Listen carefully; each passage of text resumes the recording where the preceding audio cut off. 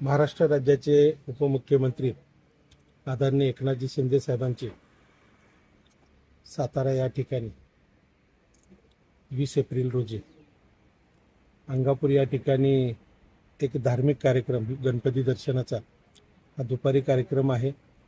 त्याचप्रमाणे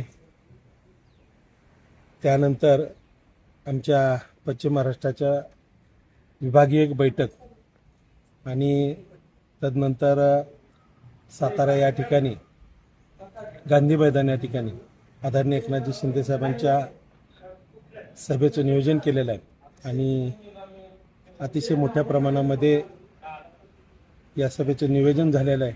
सर्व तयारी पूर्ण झालेली आहे। मी या सातारा शहरातील सर्व नागरिकांना विनंतीपूर्वक विनंती करतो की या कार्यक्रमासाठी आपण सर्वांनी उपस्थित राहावं। आदरणीय एकनाथजी शिंदे साहेबांचे विचार ऐकण्यासाठी आपण सर्वांनी या ठिकाणी या। ठीक।